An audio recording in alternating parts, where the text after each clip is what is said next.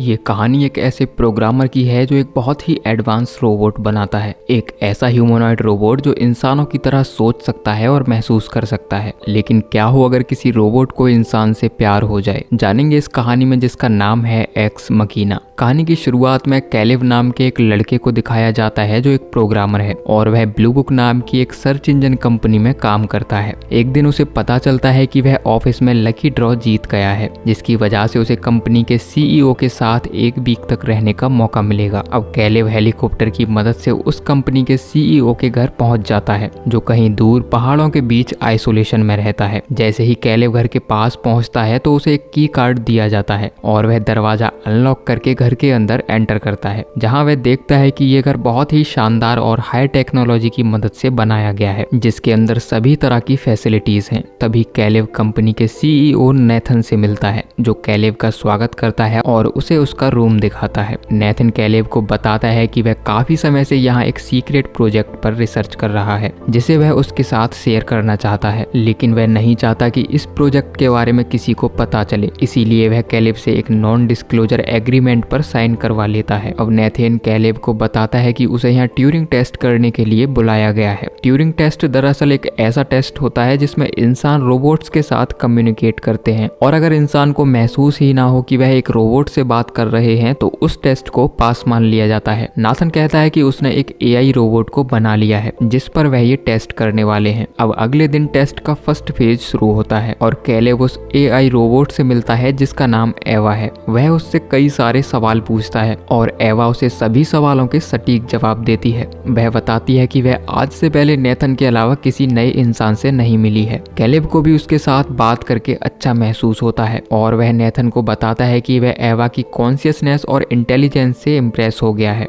अब जब रात में कैलिव अपने बेडरूम में होता है तो वह कैमरे में एवा को देखता है और उसे देखकर वह उसकी तरफ अट्रैक्ट होने लगता है। तभी अचानक से वहां पावर कट हो जाता है, जिसकी वजह से घर की इलेक्ट्रिसिटी चली जाती है और सभी सीसीटीवी कैमरास काम करना बंद कर देते हैं और दरवाजा भी लॉक्ड हो जाता है। लेकिन जल्दी ही लाइट वापस आ जाती है। अब जब कैलिव अगली सुबह जागता है तो उसके रूम में एक लड़की उसके लिए नाश्ता लेकर आती है, जिसका नाम क्योको है, जिसके बारे में नेथन बताता है कि उसे अंग्रेजी समझ नहीं आती है। अब कैलिव एवा के पास उसके अगले टेस्ट के लिए जाता है, जहां एवा कैलिव से उसके साथ फ्रेंडशिप करने के लिए कहती है। कैलिव भी उसके साथ दोस्ती करने के लिए हाँ बोल देता है। एवा कहती है कि दोस्त बनने के लिए हमें एक दूसरे के बारे में जानना होगा, इसीलिए वह कैलिव से उसके बारे में कई सारी बातें पूछती है। कैलिव बताता है कि वह अभी 26 साल का है और वह ब्रुकवेन लॉन्ग आइसलैंड में रहता है। जब वह 15 साल का था तो एक कार एक्सीडेंट में उसके माता पिता की डेथ हो गई थी और वह अब अकेला रहता है। अब ये दोनों बातें कर ही रहे होते हैं कि तभी अचानक से वहां पावर कट हो जाता है और सभी कैमरास काम करना बंद कर देते हैं। तभी एवा कैलिव के पास आकर कहती है कि नाथन अच्छा आदमी नहीं है, तुम्हें उसकी किसी भी बात पर भरोसा नहीं करना चाहिए, जिसे सुनकर कैलिव शॉक्ड हो जाता है। और इससे पहले कि कैलिव कुछ बोलता तभी वहां लाइट आ जाती है और सभी कैमराज फिर से ऑन हो जाते हैं और उनके बीच जो भी बातचीत होती है वो सभी बातें नेथन एक रूम में बैठा सुन रहा होता है। लेकिन जितनी देर के लिए पावर कट हुआ था उस बातचीत को नेथन नहीं सुन पाया था, इसीलिए वह कैलिव से पावर कट के दौरान हुई बातचीत के बारे में पूछता है, लेकिन कैलिव उससे सभी बातें छुपा लेता है। अब अगले दिन नेथन कैलिव को उस लैब में लेकर जाता है जहां उसने एवा को बनाया था, जहां वह उसे एवा का माइंड दिखाता है जो बिल्कुल इंसानों के दिमाग की तरह ही होता है और उसके अंदर भी इंसानों की तरह सोचने समझने की क्षमता होती है। अब जब अगले दिन कैलिव एवा से मिलने जाता है तो एवा उसके लिए नई ड्रेस पहन कर आती है और कहती है कि वह उसके साथ डेट पर जाना चाहती है और इंसानों के बीच रहकर दुनिया घूमना चाहती है। कैलिव भी एवा की तरफ अट्रैक्ट होने लगता है, लेकिन उसे शक होता है कि कहीं नेथन ने एवा को उसके लिए प्रोग्राम तो नहीं किया है। लेकिन नेथन उसे बताता है कि एवा जो भी महसूस कर रही है वह उसकी ही फीलिंग्स हैं। अब कैलिव भी समझ जाता है कि उसने कंपनी में कोई भी लकी कंटेस्ट नहीं जीता था, बल्कि इस काम के लिए उसे चुना गया था। दरअसल नेथन को किसी ऐसे प्रोग्रामर की तलाश थी जो एवा से सही सवाल पूछ सके। कैलिव अब एक बार फिर से टेस्ट लेने के लिए एवा के पास जाता है, जहां एवा उसे एक ड्राइंग दिखाती है जिसमें कैलिव की तस्वीर होती है, लेकिन नाथन ने इस तस्वीर को देख लिया था और उसने उस तस्वीर को गुस्से में फाड़ दिया होता है, जिसकी वजह से एवा बहुत दुखी होती है। तभी एवा पूछती है कि अगर वह ट्यूरिंग टेस्ट में फेल हो गई तो क्या उसे हमेशा के लिए बंद कर दिया जाएगा। कैलेब कहता है कि वह इसके बारे में कुछ नहीं जानता। तभी वहाँ फिर से पावर कट हो जाता है और एवा कैलेब से कहती है कि वह उसे पसंद करती है और वह उसके साथ आना चाहती है, और कहीं ना कहीं कैलेब भी उसे पसंद करने लगा है। इसीलिए वह नाथन से पूछता है कि अगर एवा टेस्ट में फेल हो जाती है तो उसके साथ क्या किया जाएगा। नाथन कहता है कि जब वह एवा का नेक्स्ट वर्जन बना लेगा तो वह उसे डिस्ट्रॉय कर देगा और उसके अंदर से सभी जरूरी चीजें निकाल लेगा। ये सुनने के बाद कैलेब को बिल्कुल अच्छा नहीं लगता, क्योंकि वह अब एवा को पसंद करने लगा है। जब एक दिन नाथन बहुत ज्यादा ड्रिंक करने की वजह से बेहोश हो जाता है तो कैलेब उसके रूम का की कार्ड चुरा लेता है और उसके रूम में जाकर उसके कंप्यूटर पर देखता है कि उसने एवा से पहले कई सारे एआई रोबोट्स के वर्जन बनाए थे, लेकिन उनके सही काम ना करने की वजह से सभी को डिस्ट्रॉय कर दिया गया। और तभी वह उसके बेडरूम में जाता है और देखता है कि उसके बेडरूम में कई सारे ह्यूमनॉइड रोबोट्स मौजूद हैं, जिन्हें नाथन ने यहाँ छुपा कर रखा है। तभी कैलेब के पास क्योको आती है, जो उसे अपनी स्किन हटाकर दिखाती है कि वह भी एक रोबोट है, जिसे नाथन ने घर के काम करवाने और अपनी सेक्स डिजायर पूरा करने के लिए प्रोग्राम किया है। जब कैलेब ये देखता है तो वह हैरान रह जाता है और अब उसे खुद पर भी शक होने लगता है। इसीलिए वह ब्लेड से अपने हाथ पर एक कट लगाता है, जिससे खून निकलना शुरू हो जाता है और उसका शक दूर हो जाता है कि वह कोई रोबोट नहीं है। अब अगले दिन जब कैलेब एवा से मिलने जाता है तो एवा पावर सप्लाई को ऑफ कर देती है और कैलेब को पता चलता है कि वह एवा ही है जो हर बार लाइट्स ऑफ कर देती है ताकि नाथन उनके बीच होने वाली बातें ना सुन सके। जिसके बाद कैलेब उसे बताता है कि जल्दी ही नाथन उसका नेक्स्ट मॉडल बनाने वाला है, जिसके बाद वह तुम्हें भी डिस्ट्रॉय कर देगा। जब एवा ये सुनती है तो वह परेशान होने लगती है, क्योंकि वह स्विच ऑफ नहीं होना चाहती। इसीलिए वह यहाँ से निकलने के लिए कैलेब से मदद मांगती है। अब कैलेब एवा को यहाँ से निकालने के लिए उसे प्लान समझाता है और उसे कहता है कि जब नाथन ओवर ड्रिंकिंग करने की वजह से बेहोश हो जाएगा तो वह उसके रूम के की कार्ड को चुरा लेगा और यहाँ के सिक्योरिटी कोड्स को बदल देगा, और जब तक वह जागेगा तब तक सभी दरवाजे बंद हो चुके होंगे। इसीलिए वह एवा से ठीक 10 बजे पावर कट करने के लिए कहता है ताकि सभी कैमरास ऑफ हो जाएं और वे यहाँ से निकल सकें।